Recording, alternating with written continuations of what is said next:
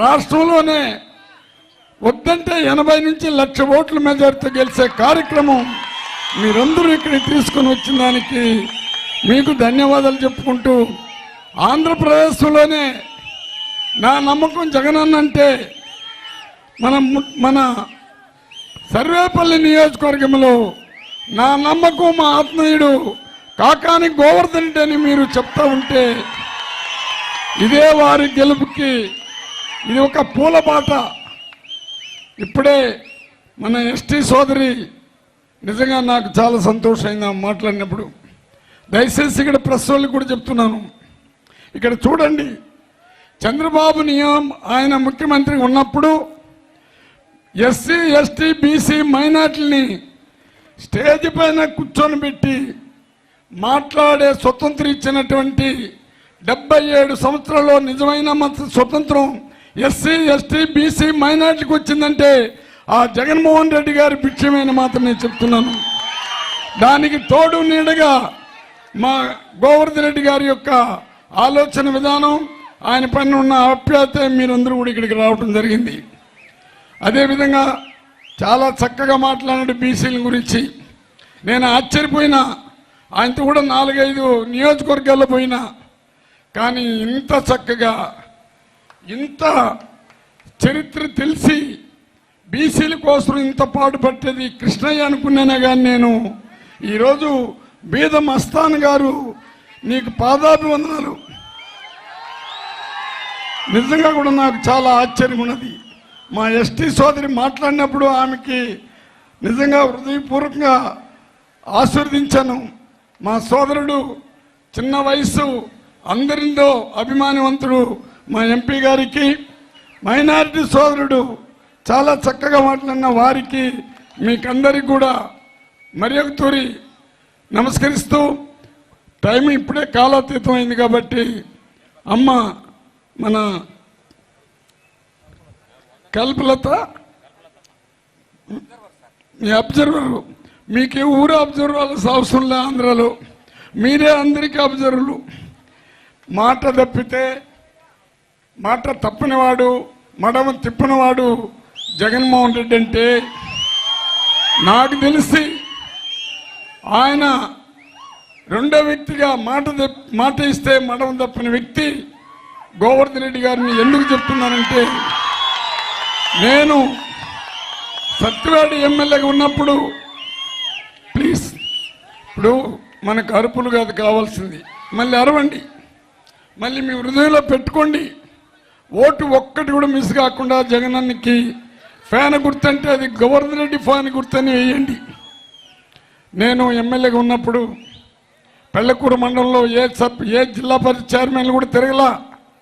ఒకరోజు నేను వచ్చి రిక్వెస్ట్ చేసుకున్నా, సార్ మాది బడుగు బలహీన వర్గాలకు సంబంధించిన నియోజకవర్గం, మీరు ఒక తూరి వచ్చి తిరిగితే బాగుంటుందంటే నిజంగా గోవర్ధన్ రెడ్డి గారు తిరిగి ఎస్సీ ఎస్టీ బీసీ మైనార్టీలు ఎక్కువ ఉండరు, గ్రామానికి నేను ఏమడిగితే అది చేసినటువంటి మాట తప్పని వ్యక్తి మన గోవర్ధన్ రెడ్డి గారు కూడా మరి ఒక తూరి ధన్యవాదాలు జరుపుకుంటున్నా.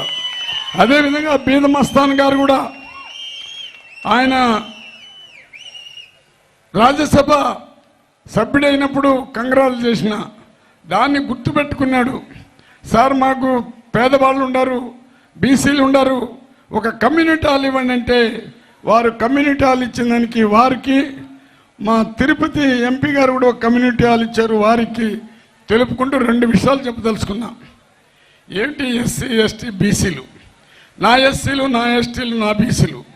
అయ్యా ఈనాడు జ్యోతి టీవీ5 ఇప్పుడన్నా వినండి, మీ కడుపు కాలిపోతున్నది. ఎస్సీలుగా ఎవరైనా పుడతారని చంద్రబాబు చెప్పినప్పుడు, ఎస్సీని 2గా విడదీసినప్పుడు నీ బుద్ధి నీ జ్ఞానం ఎక్కడికి పోయిందయ్యా? పేపర్ రాసేటప్పుడు ఎస్సీలుగా పుడతారని ఒక ముఖ్యమంత్రి చెప్పొచ్చునని ఆ రోజు నువ్వు చంద్రబాబుని హెచ్చరించుంటే, మళ్ళీ నీ క్యాబినెట్లో ఉండేవాళ్ళు ఆ చింతమనేని ప్రభాకర్, అతను ఏం చింతమనేని ప్రభాకర్ ఏం మాట్లాడినాడంటే, అయ్యా ఎస్సీలు తెలుగుదేశం వాడు ఎప్పుడైతే చంద్రబాబు ఈ మాట్లాడినాడో చింతమనేని కూడా ఏం మాట్లాడినాడంటే, ఎస్సీలకి చదువెందుకు, కూలి చేసుకుంటారా, మీకు చదువు ఎందుకురా, మీకు రాజ్యాలు ఎందుకురా అని మాట్లాడినట్టే దానికి కూడా జవాబు చెప్పలా. మళ్ళీ ఆదినారాయణ రెడ్డి గారు మన పార్టీలో గెలిచి జగనన్న గాల్లో గెలిచి వెళ్ళిపోతే ఆ మహానుభావుడు మాట్లాడినాడు, మీకు గుడ్లు ఉదికున్నది బాగలేదు, మీరు శుభ్రత లేదని మాట్లాడితే ఎస్సీని ఎంత కించపరిచాడో. అదేవిధంగా మీకందరికీ కూడా నేను ఎందుకు చెప్తున్నా అంటే, ఎస్సీలు అంటేనే ఓటుకున్నా ఎస్సీలు అందరూ కూడా ఎవరు గెలవాలన్నా ఎస్సీ ఎస్టీ బీసీలు ఓటేస్తేనే గెలుస్తారు. కానీ చంద్రబాబు ఎస్సీలకే కాదు శత్రువు, ఎస్టీలకి శత్రువే, బీసీలకి శత్రువే, మైనారిటీకి శత్రువే. అందుకని మీరందరూ కూడా ఒక తూరి ఆలోచించండి. 10 మనకు 25 ఇప్పుడే చెప్పాడు ఆయన, దాంట్లో 10 వచ్చి బీసీలకి ఇచ్చాడు, 5 వచ్చి ఎస్సీలకి ఇచ్చాడు, 1 ఎస్టీకి, 1 మైనారిటీకి. ఈ విధంగా ఇచ్చుకుంటూ పోయి ఆయన రాజకీయ సమానత్వాన్ని కూడా తీసుకొని వచ్చాడు. ఆ సమానత్వంలోనే మాకు భిక్షం పెట్టినటువంటి మా ఉప ముఖ్యమంత్రులు 5 మంది మేము వచ్చాము. ఈరోజు మేము తల ఎత్తుకొని తిరిగే శక్తి ఇచ్చినటువంటి జగనన్నకి ఎస్సీ కమ్యూనిటీ మొత్తం, ఎందుకంటే ఒక్క తూరి ఆలోచించండి, అంబేద్కర్ చట్టాలు రాశాడు, అంబేద్కర్ యొక్క ఆశయాల్ని తూచా తప్పక జగనన్న విద్యావంతులు కావాలా, ఎస్సీ ఎస్టీ బీసీ మైనార్టీలు, పేద వర్గానికి సంబంధించిన అన్ని జాతులు కూడా విద్యావంతులు కావాలి. నేను పేదవాళ్ళ గురించి చెప్తున్నాను, పేదవాడే నా దైవం, పేదవాళ్ళ అభివృద్ధి నా అభివృద్ధి అని జగనన్న తీసుకుంటూ ఎన్ని నవరత్నాలు తీసుకుని ఏ విధంగా తీసుకున్నాడో ఒక తూరి ఆలోచించాల్సిందిగా కోరుకుంటున్నా. ఇంకా బీసీలు అంటున్నారు, చంద్రబాబు రామారావు బీసీలని, అసలు నీ పార్టీ కాదు తెలుగుదేశం పార్టీ. రామారావు కష్టపడి రామారావు కోసం ప్రజలంతా ఆ రామారావుని ముఖ్యమంత్రి చేస్తే పిల్లనిచ్చిన మావని వెన్నుపోటు పొడిచి ఆయనకి సావుకు కారకుడయ్యి నువ్వు వెన్నుపోటు దారుడుగా ఔరంగజేబ్ తమ్ముడుగా ఈరోజు నువ్వు పని చేస్తున్నావు. నీ పని అంతా నీ బాధంతా కేవలం పదవి కోసం, దాహం, ధనదాహం, పదవి దాహం, భూకబ్జాలకి సపోర్ట్ చేసే దాహం తప్ప నువ్వు పేదవాళ్ళ గురించి ఎప్పుడైనా ఆలోచించినావా? ఈరోజు 175 మంది మనకు ఎమ్మెల్యే సీట్లుంటే 45 సీట్లు బీసీలకు ఇచ్చారు. అన్ని రకాల కులాలకి, వడ్డీకి కానీ, కంసలకు కానీ, అదేవిధంగా చేనేత గారికి ఒక్కొక్కరికి 2 ఎమ్మెల్సీ సీట్లు ఇచ్చారు. ఎప్పుడైనా చంద్రబాబు నువ్వు ఇచ్చినవా? అన్న చెప్పినట్టు రాజ్యసభ బీసీలు అంటావు, నా యాదవులు అంటావు. ఏ రోజైనా నువ్వు ఒక యాదవ్ని, ఒక బీసీని నువ్వు రాజ్యసభకు పంపించావా? ఈరోజు 4 బీసీలని రాజ్యసభకు పంపించాడు. ఎన్ని కార్పొరేషన్లు బీసీలకు ఇస్తున్నాడు? వారినంతా కూడా ఒక్క తూరి ఆలోచించాల్సిందిగా మిమ్మల్ని కోరుకుంటూ, మైనారిటీ ఎస్టీలు చంద్రబాబు గవర్నమెంట్లో 14లో కూడా ఒకరు గెలవలా, 19లో కూడా ఒకరు గెలవరు, ఒక ఎస్టీ కానీ ఒక మైనారిటీ కానీ గెలవలా. మరి ఎస్సీలో కూడా ఒకే ఒక ఎస్సీ తెలుగుదేశంలో గెలిచాడు. కానీ ఎస్సీ ఎస్టీ బీసీ మైనారిటీలు, మరి ఇప్పుడు బీసీలు అయితే ఒకే ఒక పద్ధతితో ఎప్పుడైతే అమ్మఒడి పెట్టి, ఎప్పుడైతే ఈ ఆసరా పెట్టి వాళ్ళకి లోన్లు తోసి అమ్మఒడి నుంచి నవరత్నాలు ఎప్పుడైతే పడుతుండదో, ఎస్సీ ఎస్టీ బీసీ మైనార్టీలకి సంవత్సరానికి 18,700 రూపాయలు ఇస్తూ, అదేవిధంగా ఓసీలకు కూడా పేదవాళ్ళకి 15,000 ఇస్తూ నవరత్నాలు అందరూ అనుభవిస్తూ ఉన్నారు. అందుకే ఈరోజు బీసీ సోదరులు అందరూ కూడా బ్రహ్మాండంగా జగనానికి ఆర్తులు బట్టే రోజులు దగ్గర పడింది. అందరూ కూడా మనం కలిసి పనిచేయాల్సిందిగా మిమ్మల్ని అందరూ కూడా ప్రార్థిస్తూ లాస్ట్లో చెప్తున్నాను, ఎంతసేపు చంద్రబాబు నాయుడు ఈరోజు కాంగ్రెస్ పార్టీని గురించి ఒక మాట తెలుసుకున్నాం. మనకు స్వతంత్రం తీసుకొని వచ్చి 75 సంవత్సరాలు అయినా రాజశేఖర రెడ్డి గారు వచ్చినాక ఈరోజు రాష్ట్రమంతా, దేశమంతా వేరే పార్టీలు మయమైపోతే ఒక రాజశేఖర రెడ్డి గారు మన కాంగ్రెస్ పార్టీని బతికించాడు. వారు బతికిస్తే వారిని చంద్రబాబు, సోనియా గాంధీ కలిసి చంపడం కూడా జరిగింది. ఎఫ్ఐఆర్ కూడా పెట్టినారు రాజశేఖర రెడ్డి పైన. ఇది ప్రతి ఒక్కరు కూడా తెలిసిన విషయమే ఇది. కానీ ఈరోజు కాంగ్రెస్ వాళ్ళు రాజశేఖర రెడ్డి ఫోటో పెట్టుకున్నందుకు మీకు అర్హత లేదు. ఎఫ్ఆర్ పెట్టినాడని మాట్లాడింది మనమే. ఈరోజు ఆ పార్టీలపై కొంతమంది జగనన్న పార్టీ పెట్టకపోతే ఒక్కడు కూడా ఎమ్మెల్యే ఉండరు. ఈరోజు ఏదో కొంతమంది ఎమ్మెల్యే అయినా చాలామంది ఎమ్మెల్యే ఉండరు, మంత్రులు అయి ఉండరు. కానీ జగనన్నకు వెన్నుపోటు పొడిచిపోయి ఈ విధమైన దుష్ప్రచారాలు చేస్తున్నారు. నేను అందుకే జగనన్నకి మళ్ళీ చెప్పిన, మన గోవర్ధన్ రెడ్డి గారికి కూడా తెలుసు, అసెంబ్లీలో మాట్లాడినా, అన్నా తెలుగుదేశంలో క్యారెక్టర్ ఉండి తెలుగుదేశంలో నీతి నిజాతిగా ఉండే వాళ్ళని పిలిపించుకోండి, వాళ్ళు వస్తే చేర్చుకోండి, బాధ లేదు. దానికి ఎగ్జాంపులే మన బీదా మస్తాన్ గారు. వారు ఎక్కడ పోయినా నీతిగా నిజాతిగా ఉన్నారు కాబట్టి వాళ్ళు ఈ పార్టీ వదిలిపోరు. కొంతమంది దుష్ప్రచారం చేసుకుంటూ పార్టీలో అనుభవిస్తూ జగనన్న పార్టీ పెట్టినాక 67 మంది గెలిస్తే కుక్కల్ని పందుల్ని మన ఆవుల్ని కొన్నట్టు చంద్రబాబు డబ్బు వేస్తే వాళ్ళు చంద్రబాబు కోవట్లు మళ్ళీ పోయినారు, అక్కడ చేరినారు, మళ్ళీ 23 వచ్చినారు. కానీ దేవుడు అనేవాడు ఉన్నాడు. అందుకే జగనన్నకి నాకు కులం లేదు, నాకు మతం లేదు, నాకు పార్టీ లేదు, బైబిల్గా ఖురాన్గా భగవద్గీతగా చేస్తున్నానంటే ఆ దేవుళ్ళందరూ కలిసి జగనన్న పక్క వచ్చారు. ఆ 23 సీట్లే చంద్రబాబుకి ఇచ్చారు. 3 ఎంపీలు పరిగెత్తి పూడ్చినారు, ఆ 3 సీట్లే చంద్రబాబుకి ఇచ్చారు. ఇవంతా ఎందుకు చెప్తున్నానంటే ఒక్క తూరి ఆలోచించండి. ఈరోజు అన్ని కోటీశ్వరులంతా ఈనాడు, జ్యోతి, TV5, అదేవిధంగా పవన్ కళ్యాణ్, చంద్రబాబు, బీజేపీ, ఒకవేళ రేపు కాంగ్రెస్ కూడా వస్తుందో తెలీదు. చంద్రబాబు బీజేపీ అధ్యక్షుడా, కాంగ్రెస్ అధ్యక్షుడా, లేకపోతే తెలుగుదేశానికి నామిక అధ్యక్షుడా నాకు అర్థం కాల. అక్కడ హైదరాబాద్లో పవన్ కళ్యాణ్ బీజేపీతో కలిసి 8 సీట్లు నిలిస్తే ఆ గ్లాసు పిచ్చలుగా వెళ్ళిపోయింది. అదేవిధంగా ఇక్కడ చంద్రబాబు మళ్ళీ అక్కడ హైదరాబాద్లో కాంగ్రెస్ పనిచేశాడు. వీళ్ళకి మనస్తత్వం ఉందా? వీళ్ళు ఏమైనా మనుషులా? మీకు అందరికి కూడా తెలుసు, జంతువులకన్నా ప్రేమ ఉంది కానీ ఇటువంటి రాక్షసులకి ప్రేమ లేదు. ఆ రాక్షసు మూకాలు తరిమి కొట్టాలంటే ఇక్కడ మనకు ఈ సర్వేపల్లి నియోజకవర్గంలో ఈ విధమైన జనాలు చూసినప్పుడు ఇదే జనాలు ప్రతి నియోజకవర్గంలో వచ్చి వారికి డిపాజిట్ లేకుండా చేసి జగనన్న చేసినటువంటి మార్పుకి మనం అందరూ కూడా వారికి జగనన్న ప్రజలు నమ్ముకున్నాడు. నేను మంచి చేస్తే నాకు ఓటేయండి అన్నాడు. మంచి జరగకపోతే చంద్రబాబు అట్ట కాదు, మోసగాడు, దుర్మార్గుడు, దుష్టుడు, నమ్మిన వాళ్ళని గొంతు కోసేవాడు, ప్రజలను కూడా వెనుపోటు పొడిచినటువంటి వాడు చంద్రబాబు నాయుడు. మీరు బాగా ఆలోచించుకుని అందరూ ఒకటే ఉన్నారు. నవరత్నాలు ఇవంతా తీసుకొని వచ్చి ప్రతి ఇంటికి లక్షలు పడుతుండదంటే అవి పోవాలని ఒక దృక్పథంతో వాళ్ళు పనిచేస్తున్నారు. మనందరూ ఒకటే తీసుకోవాలా. పేదవర్గానికి సంబంధించిన అన్ని జాతులు ఒకటి ఆలోచించండి. అమ్మఒడి అనేది పేదవాళ్ళ తలరాతలు మారుస్తున్నది. దానికి విద్య అవసరం. ఆ విద్యావంతులు కావాలి. ఆ విద్యావంతులు ఇంగ్లీష్ మీడియం కూడా రావాలి. అందుకే నా పేదవాళ్ళందరూ చదవాలి. నా పేదరికం ముందుకు చదివి అందరితో సమానంగా రావాలి. కోటీశ్వరు కొడుకులు ఏ విధంగా చదువుతారో ఈ కూడుగుడ్డ లేని అన్ని జాతులు ఉండే పేదవాళ్ళు చదవాలని అమ్మఒడి పెట్టి, మా అమ్మ కూడా ఒక యజమాని ఇంటికాడ పనిచేసింది.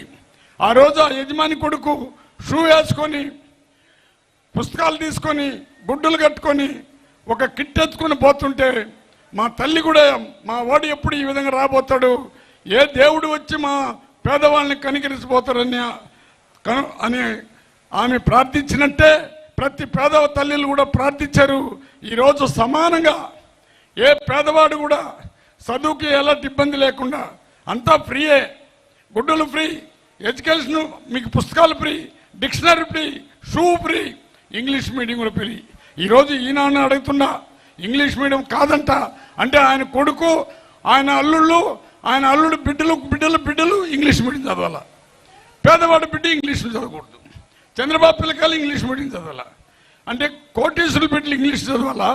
జగనన్న పేదవాళ్ళ బిడ్డలు కూడా ఇంగ్లీష్ చదివి కలెక్టర్లుగా, ఇంజనీర్లుగా, డాక్టర్లుగా, బిజినెస్ పర్సన్స్గా అయ్యి ఈ దేశానికి మార్గదర్శకులు కావాలని ఆయన కలలు కంటున్నాడు. దానికంతా కూడా మీరు ముందుండి మీరు ఒకే ఒకటి మనం చేయాల్సింది మన రుణం. ఎలక్షన్ వస్తుండది, డబ్బులకు అమ్ముడుపోవద్దండి. మనమేమి డబ్బులకు అమ్ముడుపోయే జాతులు కాదు మంది. ఆంధ్రప్రదేశ్లో నీతి నిజాయితీగా నిలబడే ఓటర్లే ఉండారు. ఇక్కడ చూసినాక నాకు ఎవ్వడు కూడా డబ్బుడు కమ్ముడు పోడు, దీన్ని ఎగ్జాంపుల్గా తీసుకోవాలా. మన గోవర్ధన్ రెడ్డి గారి నియోజకవర్గాన్ని అందరూ కూడా తీసుకోండి. ఇక్కడ మహిళలను తీసుకొని రాలా, కేవలం కార్యకర్తలు పిల్లర్స్ మిమ్మల్నే తీసుకొని వచ్చాడు.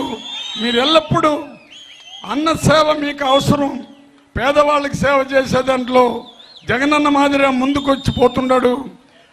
కోటీశ్వరుడు సేవ చేస్తే సేవ కాదు, అది మానవ సేవయే మాధవ సేవ. ఆ మానవ సేవయే మాధవ సేవను ఎంచుకున్న మన గోవర్ధన్ రెడ్డి గారిని 1,00,000 ఓట్లతో గెలిచి మీరందరూ కూడా ఆయన హృదయంలో మీకు స్థానం ఉంది, మీ హృదయంలో ఆయనకి స్థానం ఉంది. దాన్ని చెక్కు చెదరకుండా ఎవడెవడో మాట్లాడుతుంటాడు, ఆయన పైన ఎవడు నిలబడినా డిపాజిట్ లేకుండా ఓడగొట్టాలని మిమ్మల్ని అందరినీ కోరుకుంటూ వై నాట్ 175 అది ఇక్కడే నాంది పలకాల. 175 నియోజకవర్గాలు కూడా గోవర్ధన్ రెడ్డి నిలబడిన గోవర్ధన్ రెడ్డి గాలి జగనన్న గాలి రెండు కలిసి 170 సీట్లు గెలిపించాల్సిందిగా మిమ్మల్ని కోరుకుంటూ, ఇండ్ల స్థలాలు ఇచ్చినటువంటి వ్యక్తి 30,50,000 మందికి ఇండ్ల స్థలాలు ఇచ్చి కట్టిస్తున్న ఇచ్చి, కానీ నేను గోవర్ధన్ రెడ్డి గారిని 2-3 పర్యాలు వచ్చిన ఏ గ్రామానికి పోయినా సిమెంట్ రోడ్లే. నాకు నిజంగా కొంత బాధ వేసింది, ఏంద్ర ఈ నిట్టి చేస్తున్నాడు. మా నియోజకవర్గంలో నేను కాళ్ళ మీద పడితే కూడా డబ్బులు రావట్లా, ఈ మహానుభావుడు ఎట్ట చేస్తున్నాడు అంటే, ఆయన ధ్యేయం ఒకటే, ఎక్కడ కానీ మట్టి రోడ్డు కనబడకూడదు, సిమెంట్ రోడ్డు ఉండాలా, డ్రైనేజీలు ఉండాలా. ఎంత డబ్బైనా ఖర్చు పెట్టే దాంట్లో ముందుకొచ్చి జగనన్న మన్నన పొంది జగనన్న హృదయంలో బాగా స్థానం సంపాదించుకున్న వాళ్ళలో మొట్టమొదటివాదిగా గోవర్ధన్ రెడ్డి ఉన్నాడు. వారిని మీరు ఆశీర్వదించాల్సిందిగా కోరుకుంటూ, నాకు అవకాశం ఇచ్చిన పెద్దలందరికీ ప్రతి ఒక్కరికి పేరు పేరున ధన్యవాదాలు అర్పించుకుంటూ, ఇక్కడ వచ్చిన ఓటర్లందరూ దేవుళ్ళు. ఈ ఓటర్లకి కులము మతము పార్టీల మీ అభివృద్ధి మీ కులం, మీ అభివృద్ధి మీ పార్టీ, మీ అభివృద్ధి మీ మతం.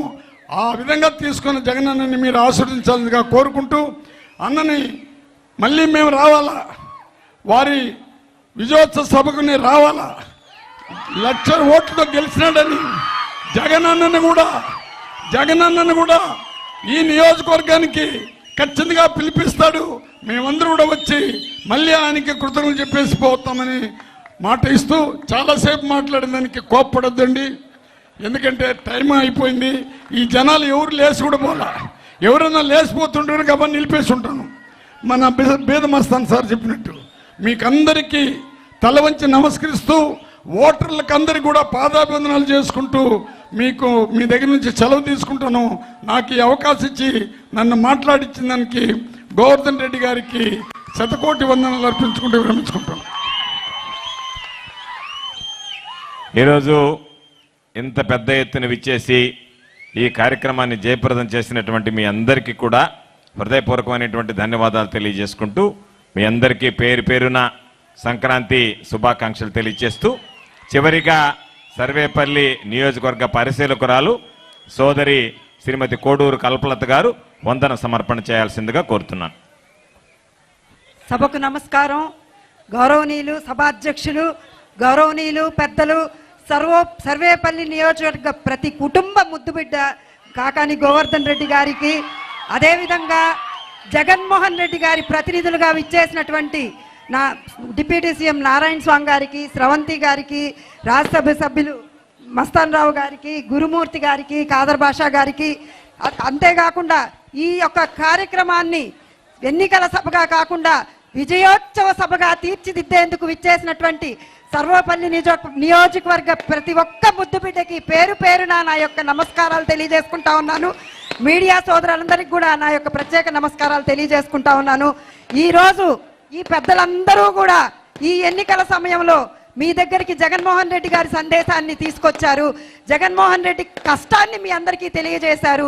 ఈరోజు సంక్రాంతి వస్తోంది అంటే ప్రతి 3,000 రూపాయల పెన్షన్తో ఆనందపడుతున్నటువంటి అవ్వాతాత, సుభిక్షంగా ఉన్నటువంటి ఆడబొడుచులు, సంతోషంగా ఉన్నటువంటి పసిబిడ్డలు అందరూ కలిసి సంక్రాంతి సంబరాలు జరుపుకుంటా ఉంటారు అంటే 1,00,000 అనే పేరు పలకలేనటువంటి ప్రతి కుటుంబాన్ని లక్షాధికారి కుటుంబంగా తీర్చిదిద్దినటువంటి జగన్మోహన్ రెడ్డి గారి పుణ్యమే అని నేను ఈ సందర్భంగా తెలియజేసుకుంటూ ఈ కార్యక్రమానికి విచ్చేసి ఈ యొక్క సభని జయప్రదం చేసినటువంటి పెద్దలందరికీ, సర్వేపల్లి నియోజకవర్గ ప్రజలందరికీ నా యొక్క ప్రత్యేక ధన్యవాదాలు తెలియజేసుకుంటూ సెలవు తీసుకుంటున్నాను. జై హింద్.